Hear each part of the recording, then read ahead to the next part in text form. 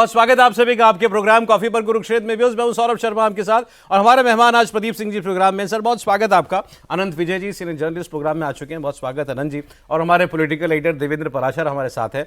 बिहार को लेकर एक नया सर्वे है मेरे पास आज आपको बताने के लिए, और अगर ये सर्वे सही और इससे पहले जितने सर्वे हमने आपको बताया वो सभी सही दिशा में हैं, तो फिर तो ये बिहार का चुनाव एक नेशनल केस स्टडी है सर, बल्कि इंटरनेशनल केस स्टडी होना चाहिए कि 20 साल एक आदमी मुख्यमंत्री, उत्सुकता जगा दिया और क्या क्या क्या क्या नहीं कहा गया। नहीं आप नहीं, उत्सुकता खत्म कर दी। ठीक कह रहे हैं, मैंने रिजल्ट बता दिया। नहीं, लेकिन आज सर्वे कुछ डिफरेंट टाइप का है। लेकिन सच बात है कि भाई क्या ये चुनाव एक तरफा है? लीजिए, उत्सुकता की बातें नहीं थी, बॉली हमारी जो है वो स्क्रीन ही हमारी आ गई। एक तरफा, कोई कॉन्टेस्ट नहीं, कोई क्लोज मुकाबला नहीं, कोई सीट बाय सीट नहीं, कोई लहर नहीं, कोई एंटी इनकम्बेंसी नहीं। क्या ये है बिहार का इलेक्शन? अगर ऐसा है तो फिर नीतीश कुमार के ऊपर थीसिस लिखी जानी चाहिए। तो फिर बिहार के लोगों के मन को जो लोग पढ़ पा रहे हैं उनको इनाम मिलना चाहिए कि ये भाई ऐसी क्या साइकी बना दी गई है पिछले 30-35 साल में खासकर, कि लोग आज भी वहीं खड़े हैं जहां वो आज 20 साल पहले थे। ये सारी बातें हम आज आपके साथ करेंगे, वो सर्वे में आपको बताऊंगा। उससे पहले आज एक और अद्भुत घटना हुई है। भारत में कुछ बहुत ही अजीबोगरीब चीज़ें होती हैं सर। आज एक बहुत छोटी प्रेस कॉन्फ्रेंस हुई, मैं जितनी बता रहा हूँ ना इससे भी छोटी, 26 सेकंड की। 26 सेकंड की। इतने में नूडल्स भी बन जाए। नहीं बन सकते। 26 सेकंड की प्रेस कॉन्फ्रेंस। आज बीजेपी ने मैनिफेस्टो रिलीज किया अपना। तेजस्वी यादव ने मैनिफेस्टो रिलीज किया था, तो वो मुझे लगता है आधा पौना घंटा तो चली थी प्रेस कॉन्फ्रेंस। सब बोले थे बारी बारी से उसमें। आज सब आए, कोई कमी किसी की नहीं थी। नड्डा जी बीजेपी के अध्यक्ष, नीतीश कुमार जी अपनी पार्टी के सब कुछ, और दोनों के बाकी तीनों सहयोगी जितने थे वो भी, और सबके अपने अपने नंबर 2 नंबर 3 सब लाइन से खड़े थे।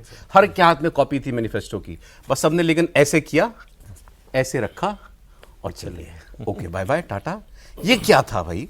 इसको सब अब दुनिया हैरान है। अब तेजस्वी यादव तो कह रहे हैं कि ये संकल्प पत्र नहीं सॉरी पत्र था, और कुछ लोग कह रहे हैं कि नीतीश कुमार जी को मालूम भी नहीं उसके अंदर क्या है, ये बीजेपी ने बना करके दे दिया है बस दिखाने के लिए।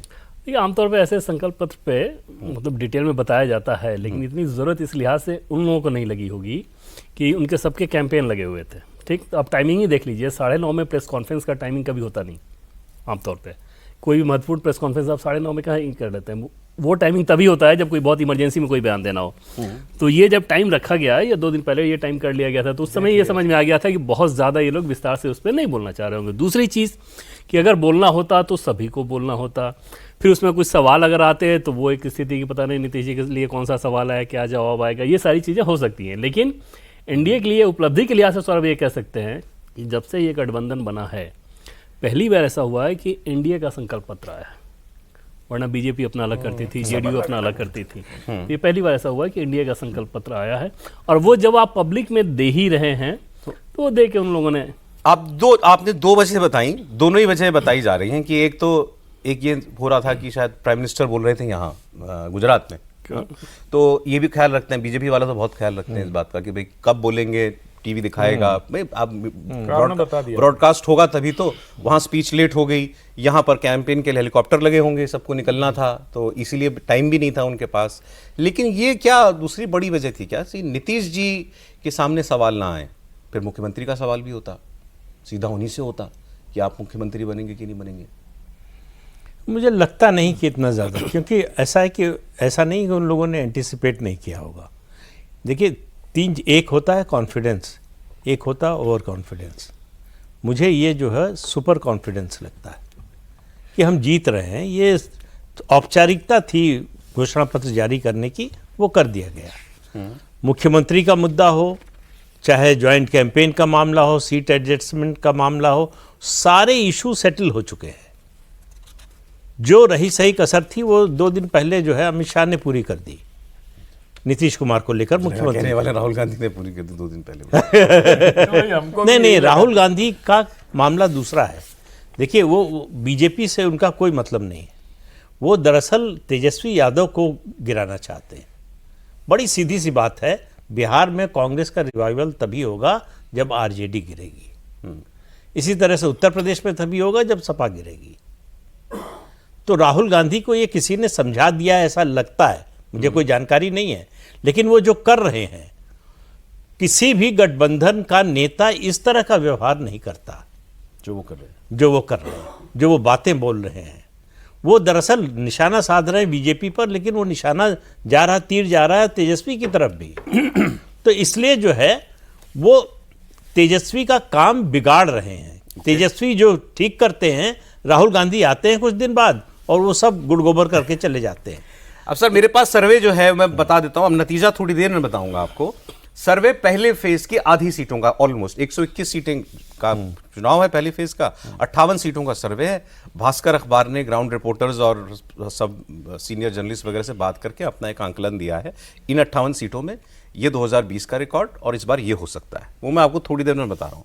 सर आज फिर हमने, रोज हमारे सामने चैलेंज होता है भी नई बात क्या करें, बिहार की बात करनी है तो हमने कई सारे अखबार पढ़े, बिहार के क्या छप रहा है, बिहार के जर्नलिस्ट क्या बोल रहे हैं, बिहार के ग्राउंड रिपोर्टर्स क्या कह रहे हैं, उसके आधार पर उनके आंकलन से 20 पॉइंट निकाले हैं। तो मैं आपसे आपके सामने वो जल्दी में एक एक पॉइंट बोल रहा हूं, आप सहमत हो तो, असहमत हो तो ठीक, इसमें हमारा इलेक्शन पूरा कवर हो जाएगा। पहली बात जो निष्कर्ष निकला जिन लोगों को सुन के और पढ़ के कि कुछ भी कहिए, बिहार की राजनीति में आज भी सबसे प्रासंगिक व्यक्ति एक ही है, वो है नीतीश कुमार, और एंटी इनकम्बेंसी जैसी चीज नहीं है बिहार में। आप सहमत हैं? पूरी तरह सहमत हूँ। अच्छा, क्योंकि आज मुझे एक व्यक्ति से बात हो रही थी तो उसने एक बात जो कही, बहुत लंबी बात की मैंने, बिहार के एक व्यक्ति हैं, वो बिहार से अभी छठ पूजा से लौटे हैं, और उन्होंने कहा कि नीतीश कुमार की जबरदस्त इज्जत है, कोई भी व्यक्ति उनके खिलाफ कुछ सुनना ही नहीं चाहता है। उन्होंने बहुत सारे लोगों से बात की, अपने रिश्तेदारों से। अच्छा, ऐसा होता नहीं है कि एक टोले में या एक मोहल्ले में सारे एक ही विचारधारा के लोग हों।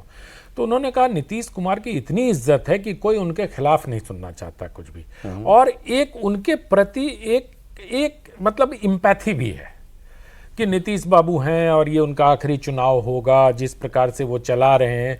और उसके साथ एक बात और जोड़ दी उन्होंने ये कहा कि जब हमने कहा कि नीतीश बाबू से इतना आपको लगाव है तो नीतीश बाबू ने कोई इंडस्ट्री क्यों नहीं लगा दी? बोले बबुआ, इंडस्ट्री तब लगती है जब पहले इंफ्रास्ट्रक्चर होता है। आज बिहार के पास इंफ्रास्ट्रक्चर है, मतलब बिजली है, सड़क है और पानी। तो खैर बिहार में पानी की कोई कमी है ही नहीं। तो जब सड़क और बिजली आ गई और गांव-गांव तक पहुंच गई, अब इंडस्ट्रियल डेवलपमेंट की अपेक्षा नीतीश कुमार से होगी। ठीक, चुनाव में कोई बदलाव की बात नहीं कर रहा, जमीन पर परिवर्तन जैसा कोई माहौल नहीं है, कोई लहर नहीं है। सहमत हैं सर? नहीं, लहर तो है। प्रो अगर 20 साल के बाद भी कोई खिलाफ नहीं खड़ा है, विरोध नहीं हो रहा है, तो इससे बड़ी लहर क्या होगी? प्रो इनकम्बेंसी जो पिछले 2-3 दशकों में ये टर्म आई है, वो साफ साफ बिहार में दिखाई दे रही है। क्यों? उसकी वजह सबसे बड़ी ये है, लोग बदलाव तो चाहते हैं, लेकिन उनको लग रहा है कि बदलाव भी नीतीश कुमार ही करेंगे, किसी और से उम्मीद नहीं है। जो सबसे बड़ा विपक्षी दल है उसके नेता से कोई उम्मीद नहीं है। टेस्टेड है ना वो। जो साथी दल है बड़ा, वहां कोई नेता नहीं है। तो नीतीश कुमार का कोई चैलेंजर नहीं है अगर लीडरशिप की आप बात करें। और भारत की राजनीति में कितने नेता मिलेंगे जो 20 साल सत्ता में रहें और भ्रष्टाचार का एक आरोप न लगे? उनका विरोधी भी नहीं लगाता है। तो इससे दूसरा, वंशवाद या परिवारवाद जो भी कहना चाहें, ये आम चलन हो गया है पार्टियों में, खासतौर से रीजनल पार्टियों में। और नीतीश कुमार ने इतने लंबे समय की राजनीति में ये काम नहीं किया। उनके सब साथी जो जनता दल से निकले लोग थे, सबके परिवार की पार्टियां हैं। नीतीश कुमार भी बना सकते थे, कोई रोक तो नहीं सकता था, लेकिन नहीं किया उन्होंने। तो ये गुण जो है, ये जनता को ये सब दिखाई देता है। भारत का जो समाज है, 2 लोगों की बड़ी इज्जत करता है, या तो आप योद्धा हों, तलवार की ताकत हो आपके पास, या आप सन्यासी हो, त्यागी हो। नीतीश कुमार दूसरी श्रेणी में आते हैं, अपने लिए कुछ नहीं किया। ये एक वाक्य जो है, जिस नेता के बारे में जनता बोलने लगे, समझिए कि उससे बड़ा लोकप्रिय या उससे बड़े जनाधार वाला नेता। मेरा अगला पॉइंट यही था जो आपने बोल दिया कि जो लोग नीतीश को बदलना भी चाहते हैं या ऊब गए हैं, वो भी आखिर में ये पूछने लगते हैं कि नीतीश नहीं तो कौन? कोई ऑप्शन नहीं है, कोई विकल्प नहीं है नीतीश कुमार के नाम का, क्योंकि सामने वाला टेस्टेड है ना सर। जो नीतीश कुमार के सामने, जैसा प्रदीप जी बता रहे थे कि जो सबसे बड़ा विपक्षी दल है और आरजेडी, इसमें तो खुल्लम खुल्ला ही बात होती है सर आपके शो में। तो जो राष्ट्रीय जनता दल है उनके जो नेता हैं तेजस्वी यादव, उनके माताजी और पिताजी के राज को बिहार के जनता ने देखा है। वो सिर्फ जंगल राज नहीं है, अपराध अभी भी हो रहे हैं। दुलारचंद यादव की हत्या अभी भी हुई, सरेआम गोली मारकर हत्या हुई, लेकिन सत्ता का संरक्षण दुलारचंद यादव के हत्यारों को है ऐसा नहीं है। और जबकि राबड़ी जी के समय में और लालू जी के समय में अपराधियों को सत्ता का संरक्षण प्राप्त था। अपहरण होते थे, उसका फैसला कहां होता था पूरे बिहार को पता है। गाड़ी उठा ली जाती थी, वो कहां पाई जाती थी पूरे बिहार को पता है। किसी विवाह में शोरूम से गाड़ियां उठा ली जाती थी, पूरे बिहार को पता है। कल अभी आप जो परिवारवाद की बात कर रहे थे, एक बड़ी मासूम सी तस्वीर मैं कहता हूं उसको, उसमें कुछ ऐसा नहीं था। रोहिणी आचार्य सिंगापुर से लौटी, लालू जी की बेटी, बिल्कुल, बच्चे उनके और भी उनके परिवार के और नाती नातिन बच्चे होंगे, पोते पोतियां। लालू यादव रात के वक्त एक गाड़ी में बैठा के उनको, कैंपर सी गाड़ी थी जो बड़ी वाली गाड़ी होती है, रात में घूमने के लिए निकले। भाई घर का बड़ा नाना दादा लेकर के बच्चों को जा रहा है, इसमें क्या है? लेकिन आप उसके नीचे जाके कमेंट पढ़िए, वो सारे कमेंट ये थे कि परिवार के अलावा कुछ दिखता नहीं है। लालू यादव के बाद ये, फिर तेजस्वी, तो तेज प्रताप, तो मीसा, तो रोहिणी, मतलब जबकि उस तस्वीर में सच कुछ नहीं था, मगर वो जो वेंट आउट लोग कर रहे थे उसके लेकिन एक बात और देखिए, क्या लालू प्रसाद यादव, राबड़ी यादव के समय में ऐसा हो सकता था कि कोई नेता अपने परिवार के बच्चों को लेकर रात में निकल जाए सड़क पर? ये कितने लोग हिम्मत कर सकते थे? और इस समय जो आप देखेंगे YouTube पर जो रिएक्शंस लिए जा रहे हैं, यादव लोग पूछ रहे हैं कि भाई कोई पढ़ा लिखा यादव नहीं है बिहार में, केवल लालू प्रसाद यादव के परिवार के ही लोग हैं, उससे बाहर कोई यादव नहीं है। ठीक है। तो एक ये जो हम लोग बार बार बात करते हैं नीतीश कुमार के बारे में, फैटिग फैक्टर, यादवों में भी एक फैटिग फैक्टर आ रहा। मैं ये नहीं कह रहा हूँ कि यादव खिलाफ हो गए हैं आरजेडी के या उनके खिलाफ वोट देंगे, लेकिन ये सोच, ये मतलब ये शुरुआत होती है, सवाल उठने लगा। हाँ, सवाल उठने लगा है। ठीक है कि भाई परिवार के बाहर कोई क्यों नहीं। तो कुछ लोगों का फिर इन सब फैक्टर्स की बिना पर यह आकलन था कि इस चुनाव में सबसे बेहतर प्रदर्शन स्ट्राइक रेट के लिहाज से क्या नीतीश कर सकते हैं? उसकी संभावना थोड़ी मुझे कम नजर आती है। मुझे लगता है कि एनडीए के घटक दल में बीजेपी ही सबसे ज़्यादा आगे होनी चाहिए। उसके पीछे बड़ी वजह होती है कि चुनाव आप कई वजहों से जीतते हैं, जिसमें एक बड़ी वजह ये होती है कि आपका इलेक्शन मैनेजमेंट, बूथ मैनेजमेंट कितना बेहतर हो रहा है। अभी जैसे बीजेपी के माइक्रो मैनेजमेंट को सौरभ अगर आप देखें तो आपको एकदम से हैरानी होगी कि इस लेवल पे इन्वॉल्वमेंट बिहार में भी, जैसे पूरे राज्य को 52 ज़िलों में बीजेपी ने अपने हिसाब से बांट रखा है।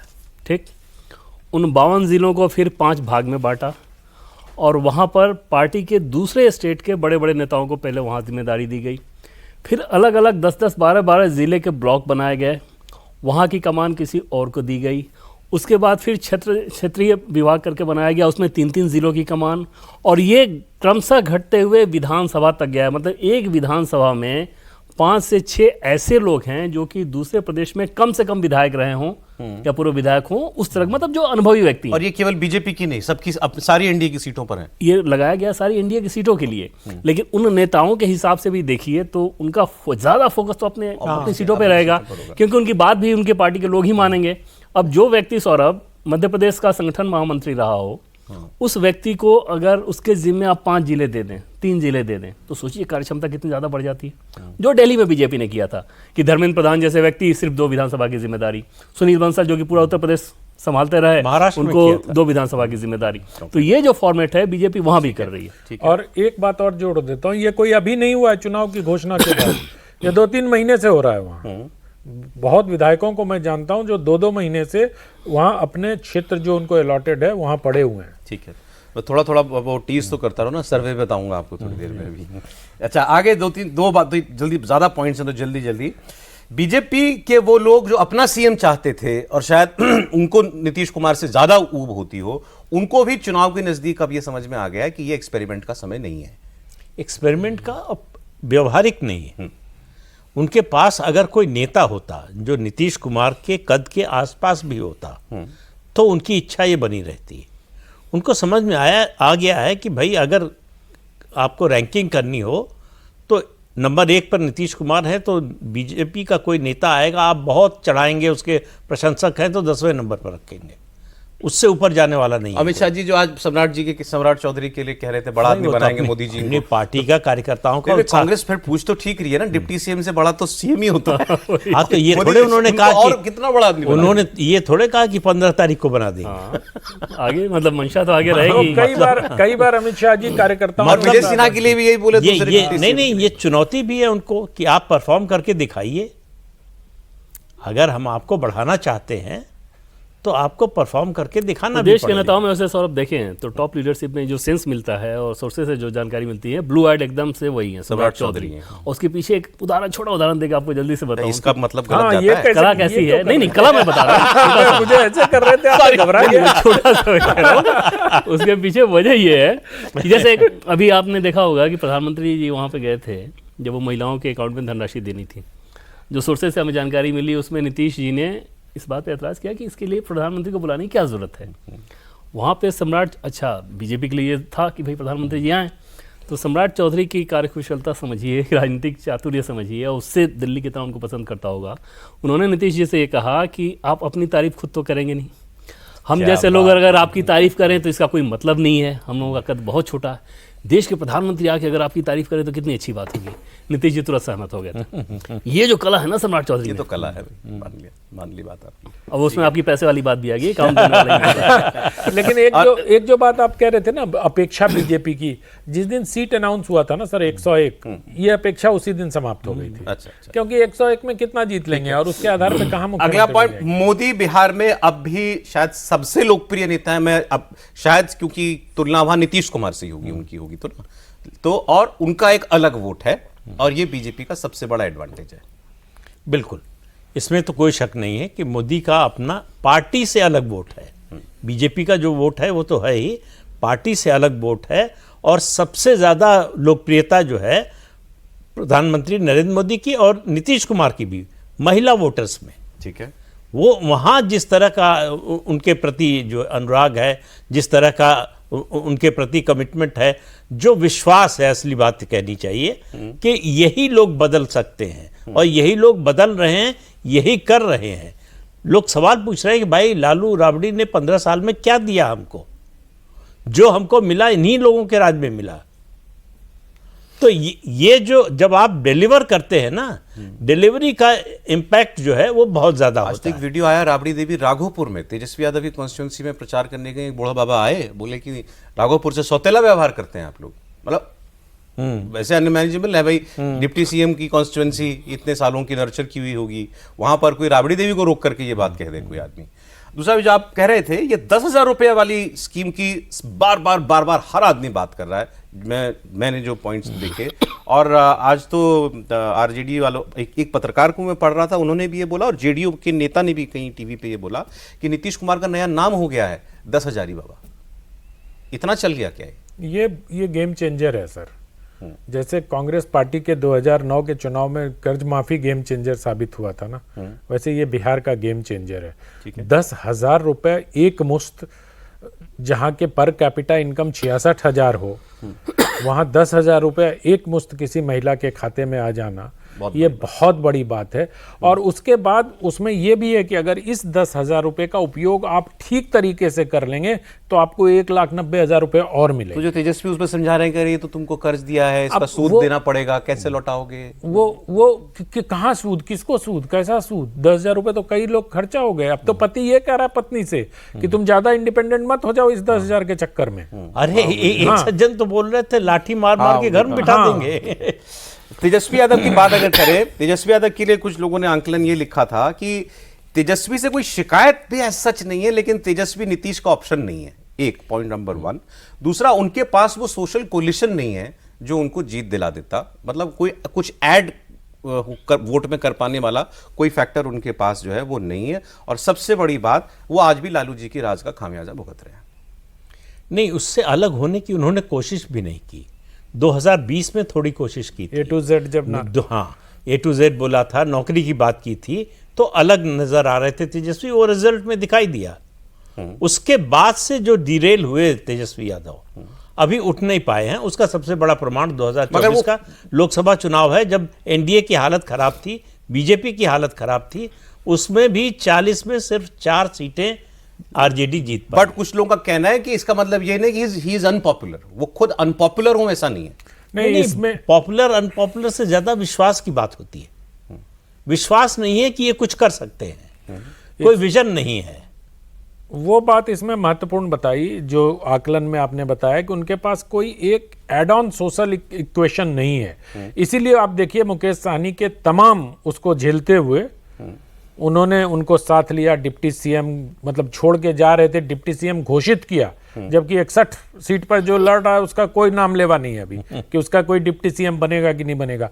एक आईआईपी गुप्ता जी को लाए अपने साथ कि जो बनिया और बरई एक जात होता है वहां जो पान के धंधे में रहते हैं, उनको लाया जाए।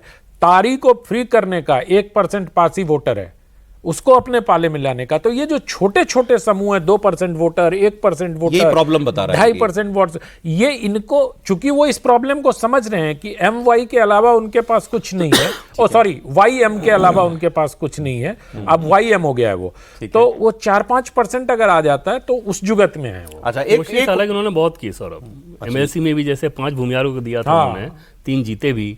इस बार भी विधानसभा में 6 भूमिहार तो उस मोकामा, बेगूसराय, मुंगेर उस इलाके में आरजेडी के अच्छे कैंडिडेट हैं। ऐसा नहीं कोशिश नहीं की। जो पान ताटी समुदाय वाले हैं सहरसा में, वो बीजेपी की नाक में दम किए हुए हैं। अच्छा, तो मतलब ऐसा नहीं है कि उन्होंने बढ़ाने की कोशिश नहीं की। जो तीसरा फैक्टर आपने बताया ना कि लालू वाले राज के उस शैडो से नहीं निकल पाए। ठीक है।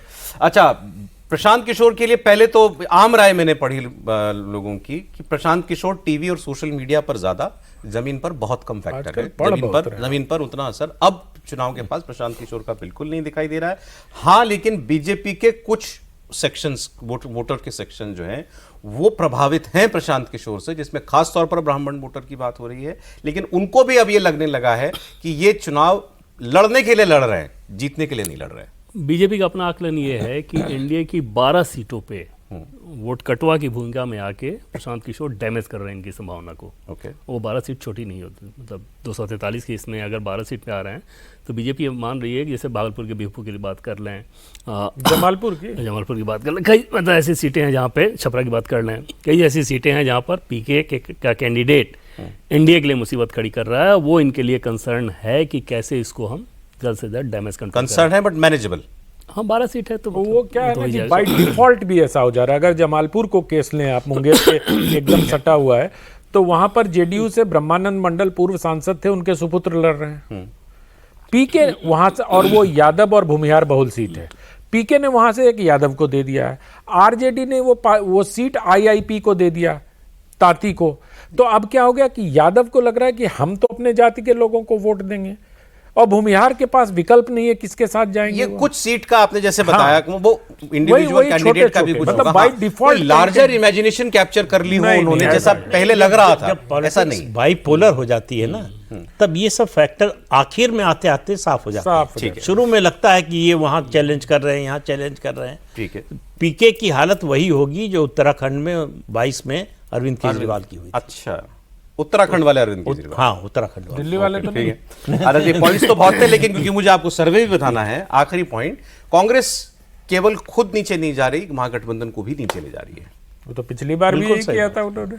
सहमत है साहब? हाँ, तो प्रूवन है, मतलब जो इससे पहले वाले चुनाव में किया, और राहुल गांधी जो बोल रहे हैं उसका उद्देश्य तो एक ही नजर आ रहा है। भले ही उनकी मंशा ना हो, लेकिन हो वही रहा है। मंशा तो नहीं सबसे ज्यादा आरजेडी का नुकसान। मंशा नहीं होती तो 11 सीट पर दोनों एक दूसरे से लड़के हो रहे होते भाई। इंडिया के महत्वपूर्ण अघोषित गठबंधन के साझेदार कांग्रेस पार्टी है, ऐसा बहुत सारे लोग कहते हैं। चलिए खैर, अच्छा किया आपने कहा, मैं कहता तो ट्रोल हो जाता। भाजपा के लिए वरदान है, भाजपा के लिए सर्वे आपको मैं बता रहा हूँ 58 सीटों का, पहले फेज की 58 सीटों का, मतलब 121 में से लगभग आधी, मतलब पूरे बिहार की 1/4 सीटें। और ये मिथिलांचल, कोसी, मगध, ज़्यादा जानकार लोग बैठे हैं, रीजन समझते हैं कौन कौन सी बेल्ट है, तो वहाँ की 58 सीटें हैं ये। इनमें ये भास्कर का सर्वे ये बता रहा है कि एनडीए को 38 से 39, 38 to 39 आउट ऑफ 58, 38 से 39 सीट्स मिल सकती हैं, जिनको पिछली बार 33 सीट मिली थी, मतलब 6-7 सीट का फायदा हो सकता है इन 58 में एनडीए को। महागठबंधन को पिछली बार मिली थी 24 सीटें, इस बार उसको आ सकती हैं 18 से 19 सीटें, मतलब उसको आप माने 4-5 सीटों का नुकसान होता हुआ इन 58 सीटों में दिखाई दे रहा है। तो इसको आप वैसे हर रीजन की अलग तासीर होती होगी, लेकिन चूंकि हम आज एक सेक्शन की बात कर रहे हैं तो इससे एक अंदाजा आप लगा सकते हैं। अच्छा, इसमें अगर इंडिविजुअल पार्टीज की बात करें तो बीजेपी 20 सीट लड़ रही है। इन सीटों पर सर्वे 19 से 20 सभी सीटों पर बीजेपी को आगे दिखा रहा है। जेडीयू 30 सीट लड़ रही है, 18 पर जेडीयू को आगे दिखा रहा है।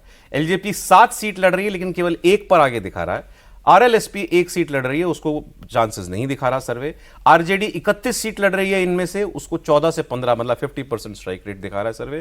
कांग्रेस को 13 में से मात्र 1 सीट पर आगे दिखा रहा है। तो क्या ज्यादा जिद करके अड़ के कांग्रेस ने कोई हासिल नहीं किया। वीआईपी 4 1 सीट पर आगे, एक भी सीट पर आगे नहीं। सीपीएम 2 1 पर आगे। सीपीआई 4 लड़ रही है, 1 पर आगे दिखा रहा है। सीपीआईएमएल 6 सीट लड़ रही है, केवल 1 सीट पर आगे दिखा रहा है। सीपीआईएमएल का शायद बहुत बेहतर रिकॉर्ड था पिछली बार। इस बार उसका स्ट्राइक रेट मतलब 1/6 बताया जा रहा है। और आईआईपी 1 ही सीट लड़ रही है, इनमें से 1 सीट पर भी आगे नहीं दिखाई दे रहा। तो मतलब इस पहले फेज की 3 हिस्सों की आधी सीटों पर एनडीए मैसिव लीड में दिखाई दे रहा है इस भास्कर के सर्वे के मुताबिक। सर मुझे लगता है कि इस सर्वे पर टिप्पणी करना इसलिए उचित नहीं है कि न इसका अभी सर्वे साइज हमें पता है। सर्वे की साइज क्या है वो पता नहीं, सैंपल साइज पता नहीं है। नहीं, ये उस टाइप का सर्वे नहीं है, ये क्वालिटेटिव सर्वे है। जो तो ये बातचीत करके लोगों से वो जैसे सुबह क्या होता है, सुबह जैसे हम लोग चैनलों पर क्या करते हैं, सुबह 9 बजे तक तो प्रोड्यूसर्स के हिसाब से ही सीटें ऊपर नीचे होती हैं ना चैनलों की। तो ये वैसा ही सर्वे है कि 10 लोग बैठ गए और अब उन्होंने सीट करके ऐसे कर लिया। और सीटों को लेकर अभी टिप्पणी करना किसी भी सर्वे पर थोड़ी जल्दबाजी है। अभी थोड़ा और समय बदलेगा क्योंकि बिहार का चुनाव प्रतिक्षण बदल रहा है। क्योंकि जैसे आरजेडी को ये मगध इलाके में सीटें नहीं दे रहे, सीपीआईएमएल को मगध इलाके में सीटें नहीं दे रहे हैं, कम सीटें दे रहे हैं, तो मुझे लगता है कि मगध में ही तो वो बेहतर करते हैं। मगध का मतलब जो गया जहानाबाद वाला इलाका है, पूरा सेंट्रल बिहार। देखिए, सीटें कितनी मिलेंगी नहीं मिलेंगी अलग बात है, लेकिन जब पीक पर थे मतलब इस अलायंस में नीतीश कुमार 2010 में बेस्ट परफॉर्मेंस थी, तब भी बीजेपी की स्ट्राइक रेट जेडीयू से बेहतर थी। ओके, ये तो 100% स्ट्राइक रेट कह रहा है सर। तो इसलिए जो है इस बार और बेहतर होगी, इसमें कोई शक ही नहीं है। इसको सर अब इसको ऐसे देखें तो समझ में आ गया इस सर्वे की उपयोगिता। जैसे 3 रीजन जो आपने बताया ना जी, कोसी पिछली बार बीजेपी वहाँ पे अच्छा की थी, जेडीयू भी ठीक थी, ठीक वैसे ही कॉमनवेल्थ रिटर्न इस बार रिटर्न होगा। मिथिलांचल में एनडीए ने बहुत अच्छा किया था।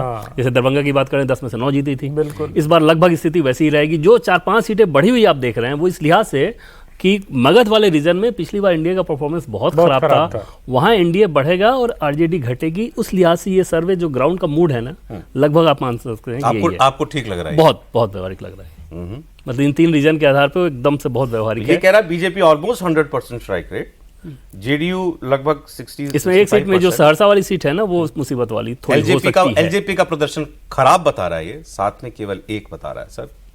चिराग पासवान हो सकता है भाई, चिराग पासवान का उनके पिता के समय से देखिए, उनका स्ट्राइक रेट बहुत अच्छा कभी नहीं रहा है।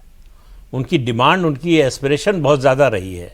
ये ऐसी पार्टी है जिसको लगता है कि हमको जो मिलना चाहिए उससे बहुत कम मिल रहा है। स्ट्राइक रेट के नाम पे तो सीटें ली इस बार उन्होंने सर। हाँ, लेकिन जो है ठीक रहा है। वो एक तो जेडीयू के कार्यकर्ता की नाराजगी खत्म तो नहीं हुई होगी जो 2020 में उन्होंने किया था। ओके, उसके अलावा उनके पास जो पासवान वोट है उसके अलावा कुछ जोड़ने के लिए है नहीं। वो निर्भर है जेडीयू और बीजेपी पर। उनके कार्यकर्ता कितना काम करते हैं, कैंडिडेट कैसा है, कैंडिडेट की लोकप्रियता कितनी है, किस आधार पर उसको टिकट दिया गया है, ये भी बहुत महत्वपूर्ण है इन छोटी पार्टियों के लिए। एलजेपी के 11 कैंडिडेट ऐसे हैं जिसको पूरी तरह से बीजेपी चुनाव लड़ा रही है। संसाधन के मामले में भी वो सारी जिम्मेदारी बीजेपी ने अपने ऊपर ले रखा है। दूसरा, चिराग पासवान को एक चीज़ को लेकर बहुत ज़्यादा सवाल वहाँ खड़े होते हैं कि जो टिकट डिस्ट्रीब्यूशन इन्होंने किया वो बड़ा ख़राब था। जैसे बख्तियारपुर से कोई तैयारी कर रहा है, नॉमिनेशन की तैयारी कर लिया, पूजा पाठ की तैयारी कर रहा है, अचानक एक दिन पहले उठा के उसको कहीं और भेज रहा है। आपको लग रहा है कि ऐसा भी हो सकता है? ये जो फिगर है, मैं इसमें बहुत हद तक इस पे सहमत हूं। आरजेडी 50% पे। हाँ, ये ओवरऑल फिगर में कह रहा हूं। ओवरऑल चुनाव में कांग्रेस ने किया आरजेडी के साथ, वही जो है कांग्रेस 13 में 13 लड़ रही है। ये सर्वे कह रहा है केवल 1 पर चांसेस। अरे तो भाई 70 में बहुत है भाई। 70 में 21 का पहले भी रेशियो रहा है उनका, मतलब ऐसा 19 का रेशियो रहा है। तो मतलब बहुत ज्यादा कांग्रेस को लेके आप, ये मैं मानता हूं कि इन दिनों आप बहुत पढ़ रहे हैं, लेकिन इसका अध्ययन बिहार का बहुत गहन हो रहा है, लेकिन इसमें अगर आप क्वेश्चन मार्क हटा देंगे तब भी कुछ नहीं होगा सर। इस एक तरफा में क्वेश्चन मार्क हटा दें? हटा दें सर? जरूरत नहीं है। आप बताइए, हटा दें? तो अभी हटेगा या कल हटा दें? अभी हटा सकते हैं। बहुत शुक्रिया सर। तो ये लब्बो लुबाब चुनाव का आपके लिए प्रदीप जी बहुत शुक्रिया, आनंद जी आपका, देवेंद्र बहुत शुक्रिया आपका। कॉफी पर कुरुक्षेत्र में आज इतना ही।